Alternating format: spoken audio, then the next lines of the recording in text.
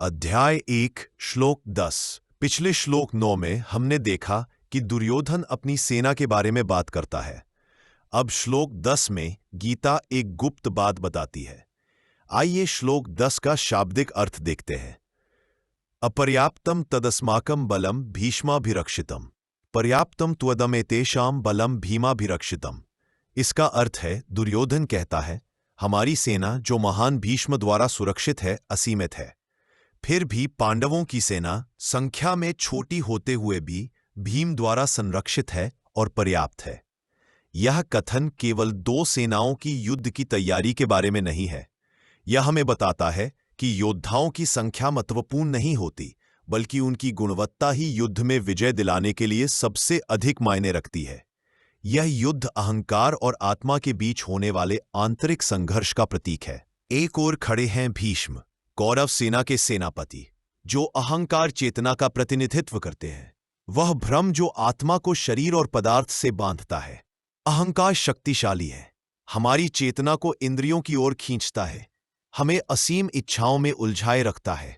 और फिर भी चाहे यह सेना असीम दिखाई दे, यह वास्तव में कमजोर है, क्योंकि यह केवल माया पर आधारित है। दूसरी ओर खड़े हैं भीम, आत्मा मार्गदर्शित प्राण शक्ति का प्रतिनिधित्व करते हुए।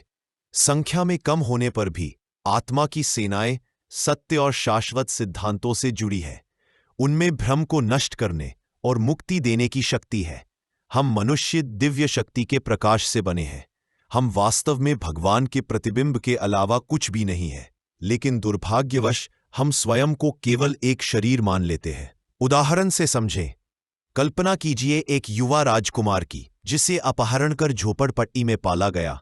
समय बीतने पर वह मानने लगा कि वह गरीब और दुखी है, लेकिन जब उसे महल में वापस लाया गया तो उसने अपनी असली पहचान याद कर ली। वह कभी गरीब था ही नहीं, केवल अस्थायी परिस्थितियों से भ्रमित हो गया था। उसी प्रकार हम आत्माएं अपने दिव्य स्वरूप को भूलकर शरीर और उसकी परेशानियों से अपनी पहचान जोड़ लेते हैं। लेकिन यह पहचान वास्तविक नहीं, केवल कल्पना है। आत्मा सदा शुद्ध और निर्मल है। अहंकार चेतना के बिना इच्छाएं और आसक्तियां भूले हुए स्वप्न की तरह विलीन हो जाती हैं। संत और ज्ञानी इस सत्य में जीते हैं। वे जानते हैं कि शरीर केवल अस्थायी वस्त्र है, जबकि आत्मा शाश्वत आत्मा है। अब इस समस्या का समाधान क्या है कि हम अपनी वास्तविक पहचान भूल गए हैं? उसका उत्तर है ध्यान। ध्यान ही वह मार्ग है जो हमें इस विस्मृति से उबारने में मदद करता है। नींद हमें क्षणिक राहत देती है, शरीर की चेतना से दूर करती है, लेकिन ध्यान ही वह सच्चा उपाय है जो हमें स्थायी रूप से इस भ्रम से ऊपर उठाता है और हमें स्थायी स्वतंत्रता देता है। दुर्योधन को सबसे अधिक भय तब होता है जब साधक ध्यान द्वारा आंतरिक अनुशासन को जागृत करता है। भीम आत्मा मार्गदर्शित प्राण शक्ति आध्यात्मिक सेना का सेनापति बन जाता है। प्राणायाम जैसी साधनाओं के द्वारा श्वास शांत होता है, प्राण शक्ति भीतर की ओर प्रवाहित होती है और इंद्रियों का आक्रमण रुक जाता है। जब ऐसा होता है, अहंकार अपनी शक्ति खो देता है, आत्मा पुनः नियंत्रण प्राप्त करती है और अनुभव करती है, मैं कभी यह सीमित शरीर नहीं था, मैं सनातन आत्मा हूं, सदैव मुक्त, सदैव आनंदमय।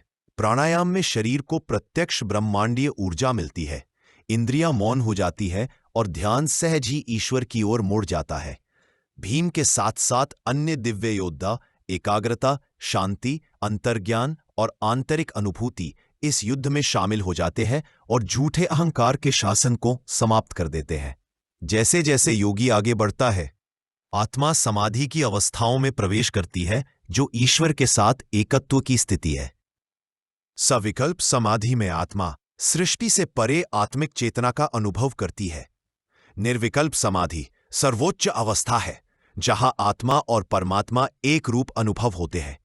योगी संपूर्ण सृष्टि को उसी एक दिव्य सागर की तरंगों के रूप में देखता है। निष्कर्ष, इस श्लोक में एक महान सत्य प्रकट होता है। अहंकार की इच्छाओं की सेना चाहे असीम प्रतीत हो, लेकिन जब आत्मा जागृत होती है और सत्य से जुड़ती है, तो थोड़ी सी आध्यात्मिक शक्ति भी भ्रम को जीतने के लिए पर्याप्त होती है। मार्ग है ध्यान, श्वास और प्राण शक्ति का अनुशासन और ईश्वर के प्रति भक्ति। इस जागरण के माध्यम से हम अनुभव करते हैं, मैं कभी सीमित प्राणी नहीं था जो संघर्ष कर रहा है। मैं सदैव था, मैं अभी हूं और मैं हमेशा के लिए एक सनातन आत्मा रहूंगा। धन्यवाद।